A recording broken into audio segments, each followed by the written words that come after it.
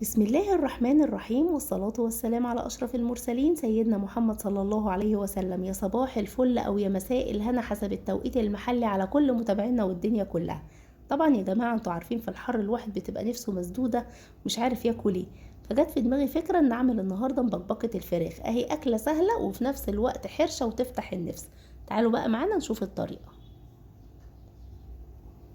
هننزل بربع كوباية زيت، نسخن الزيت وننزل بالفراخ. احنا عايزين نحمر الفراخ نديها لون ذهبي. طبعا الفراخ ديت كنا نقعينها في ميه وملح وليمون وسكر علشان تنزل الزفاره بتاعتها. ادي يا جماعه خدت معانا اللون الذهبي الجميل. هننزل بليمون ناشف، ورق لورا، عيدان قرفه، عليهم بصله كبيره متقطعه قطع صغيره. هنترك البصله لحد ما تاخد اللون الذهبي الجميل. اهم حاجه ما تقلبوش الفراخ كتير علشان خاطر ما تتهريش منكم.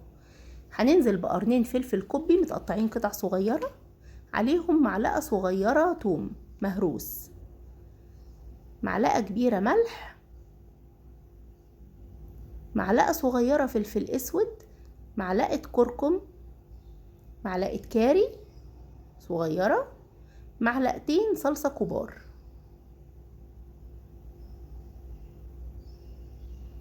قرن فلفل حراق عشان تبقى المبكبكه حرشه كده وجميله.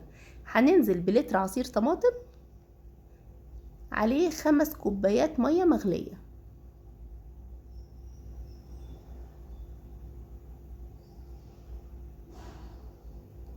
نقلب بقى كده كله في بعضه،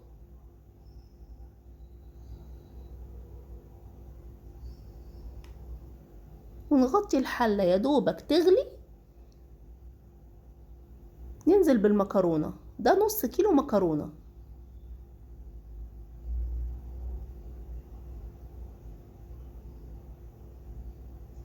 نقلب بقى كده كله في بعضه ونغطي الحله تلت ساعه تاخد سواها. لقيتوها اتشربت معاكم بزياده، انزلوا عليها بكوبايه ميه بتغلي. ادي يا جماعه المبكبكه بسم الله ما شاء الله اصبحت جاهزه زي ما انتوا شايفين اهو. حاجه في منتهى الجمال، المنظر لوحده يفتح النفس. اكله سهله وبسيطه وما شاء الله كله في حله واحده. مش قادره اقول لكم الريحه ولا الطعم حكايه. بصوا الفراخ يا جماعه دايبه ازاي، بسم الله ما شاء الله.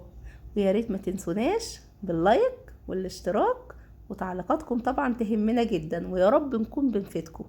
وبألف هنا وشفا، سلام عليكم.